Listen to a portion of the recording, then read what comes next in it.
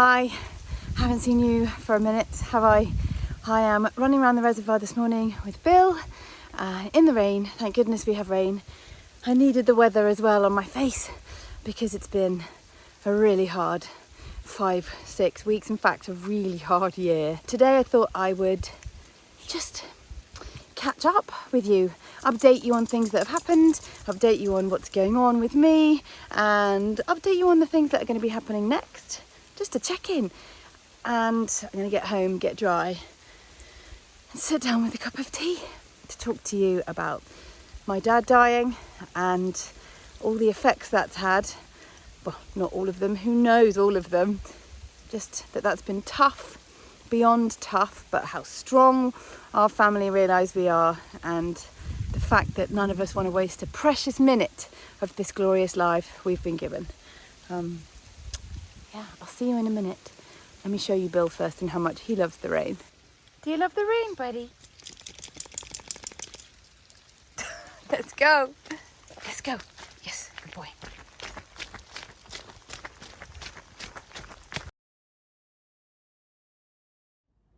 Hi. I know I said I'd come home, have a shower and then have a cup of tea and chat to you, but it's been ages. It's now nearly 2 o'clock and that was at 8:30 this morning.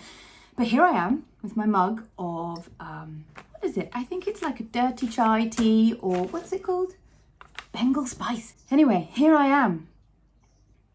What on earth has happened in my life? It's been horrendous and carries on being challenging. So if you spend any time checking in with me on social media, maybe Instagram, you'll see that I've vanished. This year has been a roller coaster of tough times, but I was here and there doing stuff. And then about 4.5 weeks ago, maybe 5 weeks ago now, my dad died. My wonderful, wonderful dad, who was just a titan of a hero in my life that I saw every day or every other day, with my mum dropping in locally for a cup of tea or to help with the wood pile or to chat, catch up, get his advice. My dad got quite poorly very quickly, very suddenly. He's a very fit man, a sailor, been an engineer all his life, very active, always doing stuff. And he got jaundice, which proved to be obstructive jaundice. And when they figured out what that was because of, they were worried that it might be something that could cause him a lot of problems down the line, a very rare potential cancer called ampullary cancer. Very, very rare, but that's what it looked like. It might be. So after a couple of inconclusive-ish biopsies, they put a stent in and lined him up for an operation.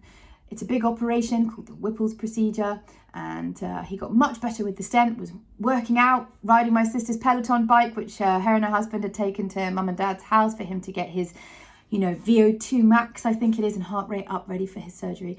He was positive, eating well, hadn't had a beer for a long time, making sure he was really tip-top and ready for this surgery, which, like any surgery, has a lot of risks. But it was the best pathway to take and the right thing to do. And he took it with an informed position, as did my mum supporting him. Off he went for his surgery. We were terrified because it was huge, long surgery at Derriford Hospital, about an hour and a half away in Plymouth. And he came through surgery really well. He healed incredibly well. We went to see him. I went to see him a couple of times, spent time with him chatting, laughing. He had a little bit of post-op delirium, which is normal for huge surgeries, but he was positive and looking forward to coming home and being as brilliant as ever. And on the day that the consultant had that morning said, "Oh, Nick, you'll probably be going home tomorrow. You're looking really great, healing really well, everything's good. Just good, some of your white blood cells are a little bit up." So they were giving him some antibiotics and keeping a little eye on him, but he was going to be going home. And then one of the very rare complications from surgery happened as mum was there, and that caused him to have a huge heart attack. And then we were with him for a long time, overnight. My sister and I managed to get there, and he fought so hard and was so strong and so wonderful. But 24 hours later, we had to accept that we had to let him go. So, very shocking. Very, very shocking, but very privileged and incredible to be with somebody as they transition on to whatever is next. Beyond heartbreaking, beyond traumatic to be in the ICU all night with him.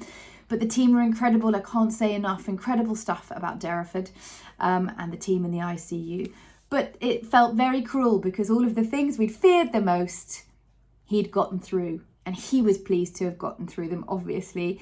And this very rare complication took him out. An infection cluster around the original surgery site that was almost impossible to pick up and was doing a lot of damage internally until it did a big bit of damage to an artery to his liver while Mum was there with him chatting. So what do you do? How do you recalibrate your life when you've lost a pivotal pillar of it? My family is very close.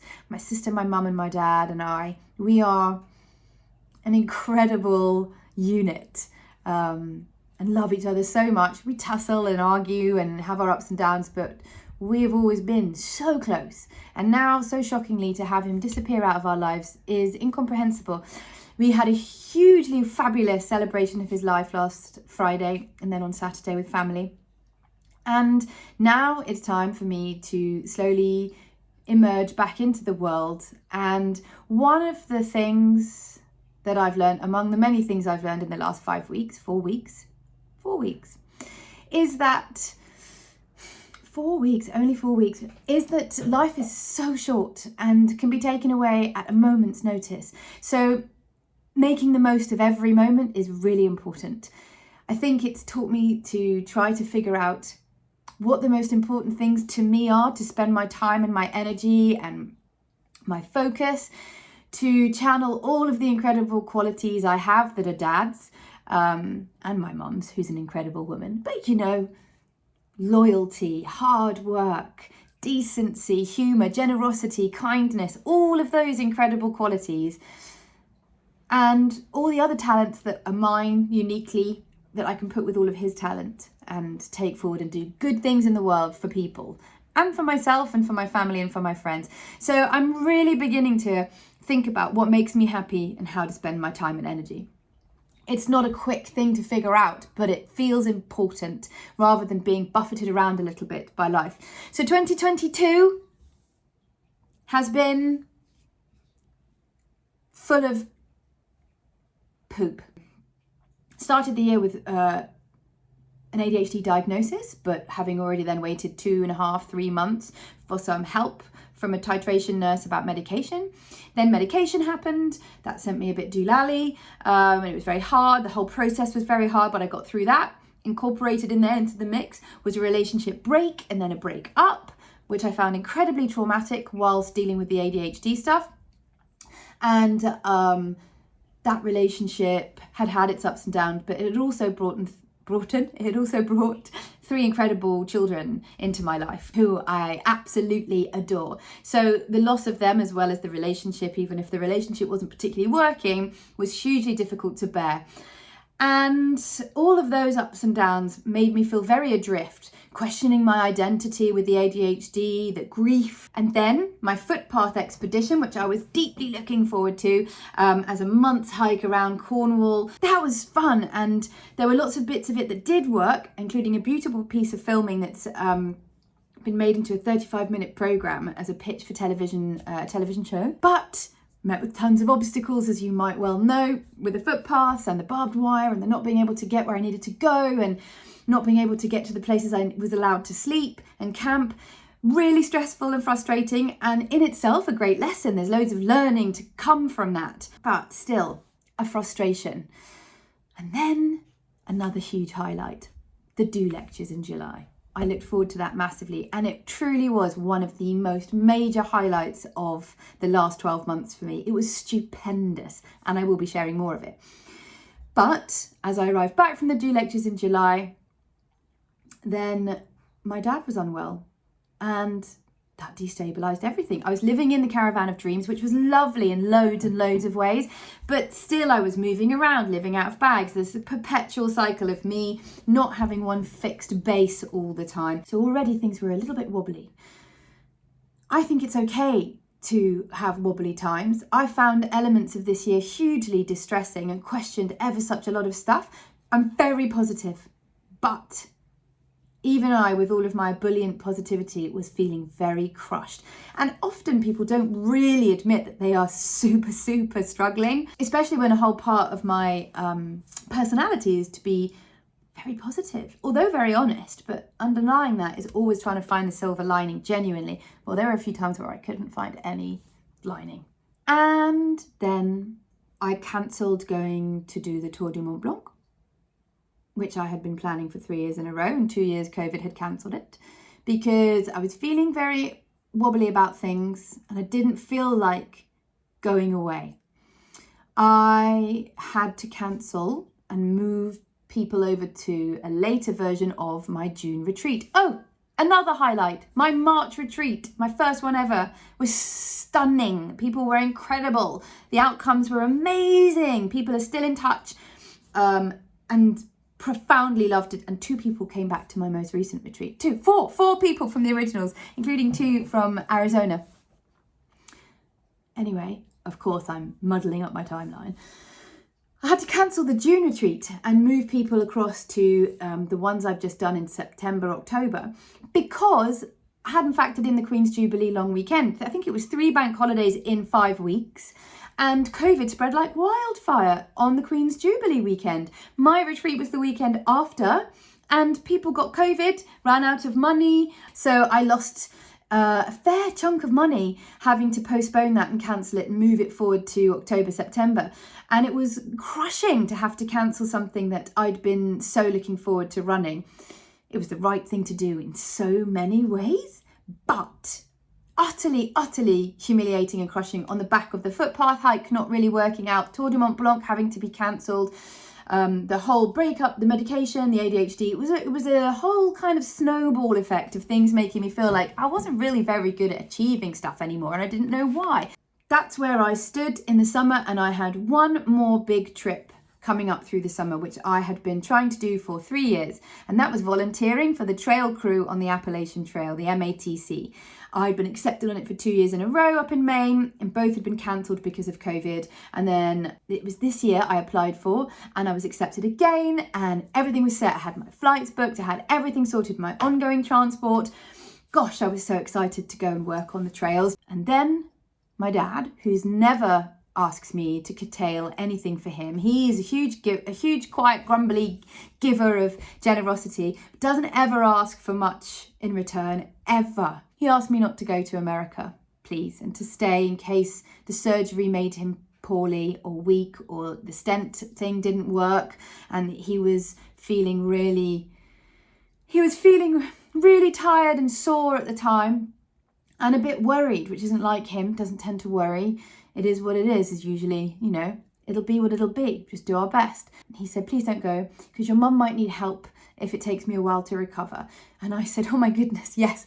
I didn't know if I wanted to go. In fact, I didn't really want to go, but I didn't want to stay and cancel the trip, because then Dad might have thought that I thought he was much poorlier. So I cancelled that.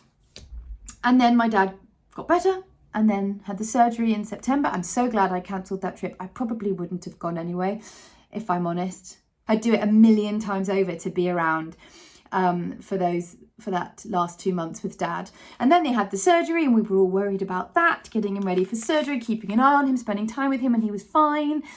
And then the surgery, and then the complication, and now he's gone.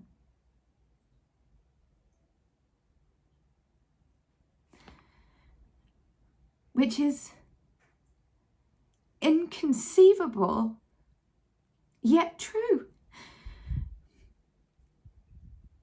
So here we are.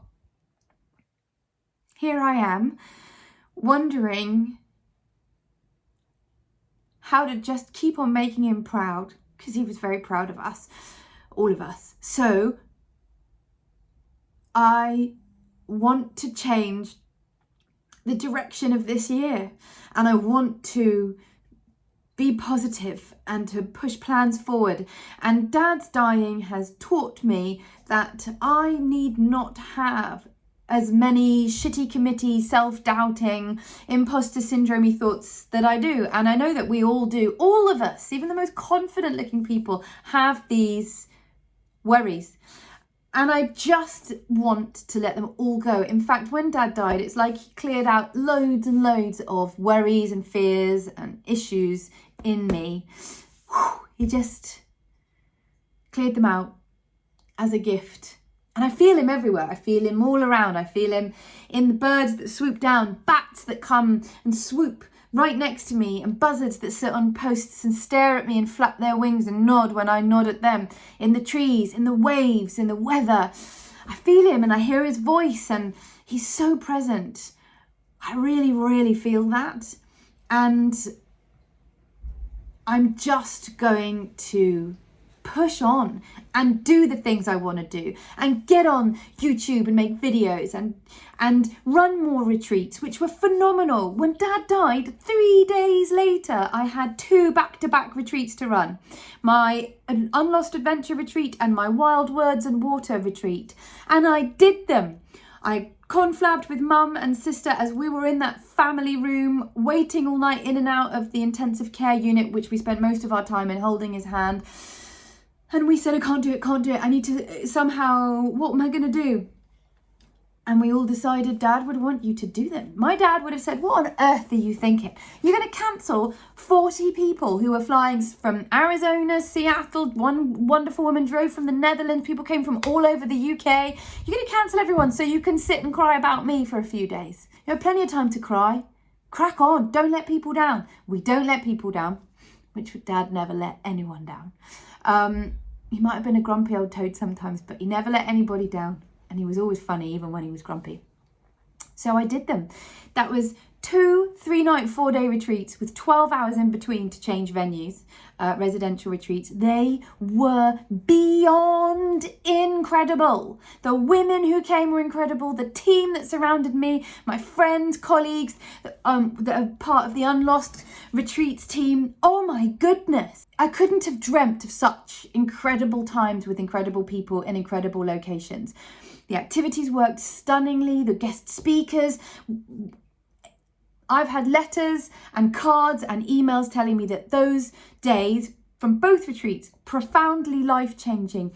One of the best things they've ever done. They've done this, this and this since they returned from the retreat. Their life has pivoted and they have renewed focus. They've made new friendships. They've signed up for races and swims, and we're planning huge things for the next series of retreats. And Dad kind of was the wind beneath all of our wings on those retreats. We raised glasses to him. We watched stars move in the sky, and thinking of people that we love and that aren't here right now or anymore in this timeline with us. But it was not maudlin. We didn't talk about grief. I didn't talk about losing Dad. In fact, there were moments where things bubbled to the surface, but it was a profoundly incredible 2 sets of 4 days. We made friends for life. And it showed me that incredible things can come out of the back of huge distress and trauma, and that you can refocus and repurpose grief, despair, loss, trauma with work and time. And there's some trauma I have that I can't repurpose or can't see how I'd repurpose it because it's so fucking shit. And I'm sure people have horrendous trauma. So I'm not trying to lighten it by saying, well, you can just repurpose that and, do a lovely art course. That's not what I mean at all. I just mean that it showed me that I can pull myself through anything, and people can achieve huge things even when they're at their most broken. And the talk I did at the Do Lectures was, your broken bits are your superpowers. That is my keynote talk. And the very fact that my broken bits were my broken heart 3 days after saying goodbye to my dad and watching him take his last breath with my sweet sister and mum. And that I could take that broken heart and I could use it to help encourage, heal and uplift 40 other people, 50 other people in the same week blows my mind. And it means to me that so many more things are achievable than I had even realised. And I'm going to do them. Right, this is a roller coaster of an update, isn't it? So, certain things that are happening. I have to go and to Weybridge now to meet the wonderful Cato from Syrup and Salt, because she's always made t-shirts for me that I give to people on the retreats. My lovely Wolf and Star logo, which is done by Clara. She's an incredible artist. I'm doing a line of merch, of hoodies, sweatshirts and t-shirts to begin with, because people on the retreats really wanted one, and other people have started asking for them. Friends, people I know are like, can I get a jumper? Can I get a t-shirt? So I'm going to do a line of merch and see how it goes. So that's exciting. And then I'm off to the Sahara in 10 days with Copperfield for their trek with, I think there's some amazing kind of celebrity team captains like Pete Wicks and Vicky Patson and lovely Candice Brown and G Fletcher and all of those wonderful people. And 120 amazing trekkers, and I'm going to move through groups each day like I did in the Himalayas. It's going to be so great. And then after the Sahara, I come back and I start planning for all the cool things I'm absolutely doing.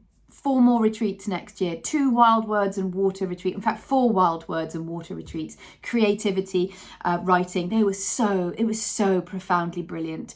Unlocked loads of people's writer's block. They're producing and sharing incredible things.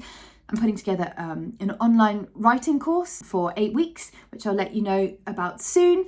And my online courses, which I'm still writing, which obviously this year has slowed me down a bit. My new book, which I've been commissioned to write. And then my hike next year is going to be in Europe. It's going to be about 2.5 months of end to end. I'm not going to tell you where it is yet, but it starts in the UK and it definitely doesn't end in the UK. And it's going to incorporate history, religion, stunning scenery, amazing food.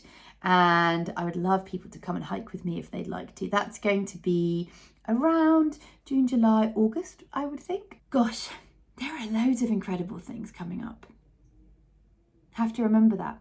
I'll be back on socials, I'll be back on Instagram, I'll be sharing my swimming stuff, I'll be sharing my hiking stuff, I'll be sharing my writing stuff, just as I had intended from the beginning of this year, before 2022 sent me spiralling off like a spinning top into grief, chaos, all kinds of horrendous ups and downs.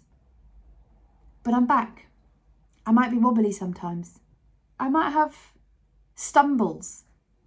But I'm going to be here and I'm going to be consistent, and I'm going to start sharing all of this energy, positivity, knowledge and love that I have, just like I always used to, with you guys. I think that's all for now. I know it's a lot. So why don't you put some questions below? I will come back in and answer them. If you'd like to do a live, like so we can chat properly, let me know if you'd like to do that too. If you'd like to know where else you want to find me, I'm on Instagram, I'm on Facebook. I have a cool Facebook group that you can join called Unlost Outdoors. There's so many cool things coming. Okay, thanks for being here. That was longer than I intended, but it's my update. I love you loads. Thank you for your support. If you'd like to know more ways you can support me, you can see that down in the info box underneath this video, which Em, my incredible apprentice, will be editing, putting this up for me real soon, I hope. Thank you. Lots of love. Bye-bye.